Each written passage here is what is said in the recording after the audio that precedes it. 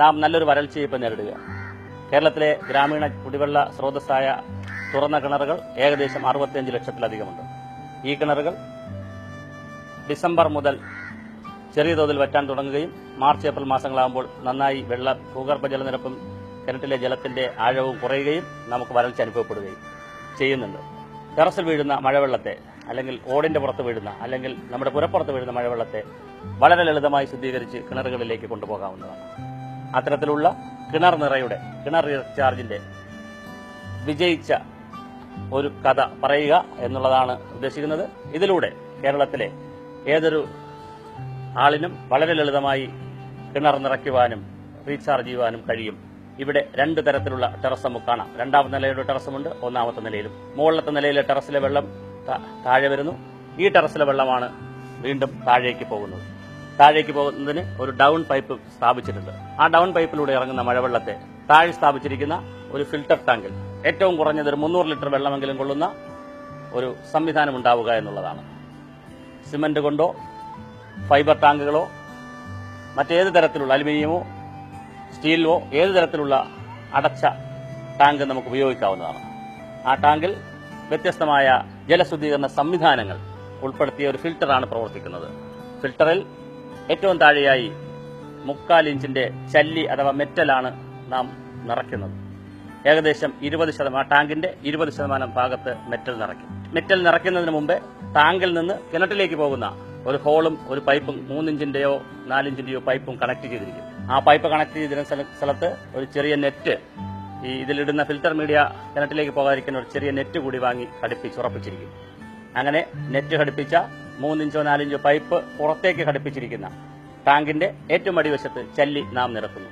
Metal 20% സ്ഥലത്ത് കഴിഞ്ഞാൽ അടുത്തൊരു 20% സ്ഥലത്ത് ഏറ്റവും നന്നായ പരുക്കൻ മണൽ കഴുകി വൃത്തിയാക്കി നാം ഇടുന്നു.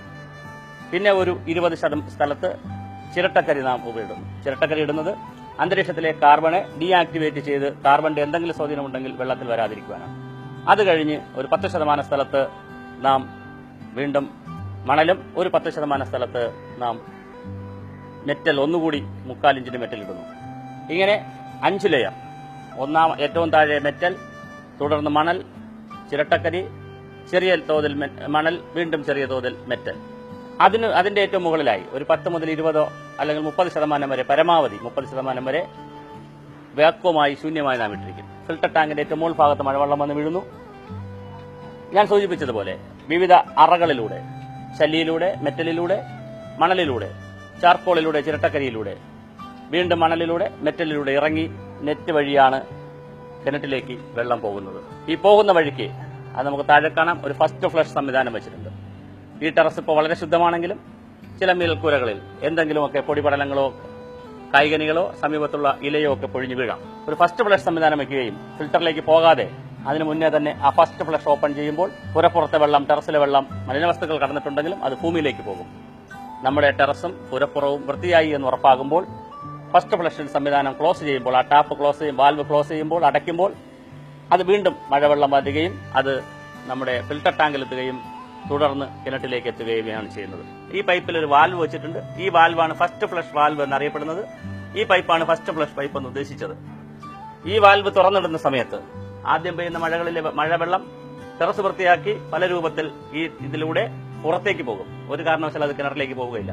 ടെറസിന്റെ മുകൾ വശമെല്ലാം ശുദ്ധിയായി എന്ന് ഉറപ്പാകുമ്പോൾ ഈ ടാപ്പ് ക്ലോസ് ചെയ്ത് കൊടുത്താൽ അതിനനുസരിച്ച് മഴവെള്ളം നേരിട്ട് ഈ ഫിൽട്ടർ ടാങ്കിലേക്ക് വരികയും, നേരത്തെ സൂചിപ്പിച്ചതുപോലെ ഫിൽട്ടർ ടാങ്കിൽ ചേർത്തിരിക്കുന്ന വിവിധ ലെയറുകളിലുള്ള ഏറ്റവും മുകളിൽ മെറ്റൽ, മണൽ, ചിരട്ടക്കരി, വീണ്ടും മണൽ, വീണ്ടും മെറ്റൽ എന്ന ക്രമത്തിൽ അടുക്കിയിരിക്കുന്നു. അതിനുശേഷം ഈ ഭാഗത്ത് ഭാഗത്തായി ടാങ്കിന്റെ അകത്ത് ഭാഗത്തായി ഒരു നെറ്റ് ഘടിപ്പിച്ചിട്ടുണ്ട്. നെറ്റിൽ നിന്ന് പുറത്തേക്ക് ഒരു PVC പൈപ്പ് ഘടിപ്പിക്കുകയും അത് ഉറപ്പിച്ചിട്ടുണ്ട്. ആ PVC പൈപ്പിനെയാണ് ഇതിനകത്ത് കൂടെ കട്ട് ചെയ്ത് കിണറിനകത്തേക്ക് കൊണ്ടുവന്ന് വെള്ളം കടത്തിവിടുന്നത്.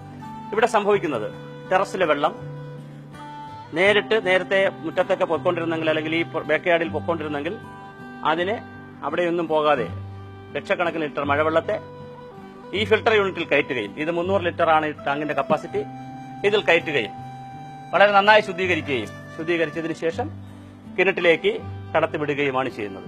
പുരപ്പുറം പോലെ തന്നെ സൺഷെയിൽ വിടുന്ന വെള്ളത്തെയും മറ്റൊരു പൈപ്പ് കൊണ്ട് കണക്ട് ചെയ്ത് ഈ മെയിൻ പൈപ്പിലേക്ക് എത്തിച്ചിട്ടുണ്ട്. ഇത്തരത്തിൽ ഏതൊരു വീട്ടിലെയും മഴവെള്ളത്തെ നമുക്ക് വളരെ ഭംഗിയായി ശുദ്ധീകരിച്ച് കിണറുകളിലേക്ക് കടത്തിവിടാവുന്നതാണ്.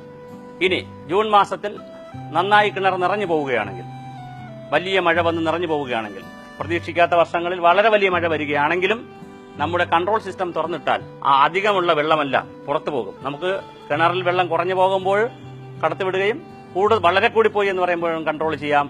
എന്തെങ്കിലും പൊടിപടലമോ എന്തെങ്കിലും മറ്റ് വസ്തുക്കളോ ടെറസിൽ ഉണ്ടെങ്കിൽ അതിനെയും കൺട്രോൾ ചെയ്ത് പുറത്ത് കളയുന്നതിന് വേണ്ടി നിയന്ത്രിച്ച് പുറത്ത് കളയുവാനും ഈ ഫസ്റ്റ് ഫ്ലഷ് സിസ്റ്റം ഉപയോഗിക്കാവുന്നതാണ്. ഇത് തന്നെ ഫിൽട്ടർ ചെയ്ത് പോകുന്ന വഴിക്ക് നമുക്ക് വേണമെങ്കിൽ ഒന്നുകൂടി ഡൈവേർട്ട് ചെയ്ത് ഇതൊരു ടാങ്കിൽ വേണമെങ്കിലും നമുക്ക് മഴവെള്ളത്തെ സംഭരിച്ച് ടാങ്കിൽ ഉപയോഗിക്കാം. ടാങ്കിൽ നിന്ന് വീണ്ടും വേണമെങ്കിൽ നമുക്ക് കിണറിലേക്ക് റീചാർജ് ചെയ്യാം. ചിലയിടങ്ങളിൽ ഫിൽട്ടർ യൂണിറ്റിൽ നിന്ന് നേരിട്ട് സംഭരണികളിലേക്ക് പോകും, മഴവെള്ള സംഭരണികളിലേക്ക്. അതിൽ നിന്ന് അധികം വരുന്ന വെള്ളമാണ് കിണറ്റിലേക്ക് പോകുന്നത്. അത്തരത്തിലും നമുക്ക് സംവിധാനം ഒരുക്കാവുന്നതാണ്. ആ നിലയിൽ ടെറസിലെ ഒരു തുള്ളി വെള്ളവും ഭൂമിയിലേക്ക് ഉപരിതലത്തിലേക്ക് നേരിട്ട് പോകാതെ ശുദ്ധീകരിച്ച് ലളിതമായി കിണറിലേക്ക്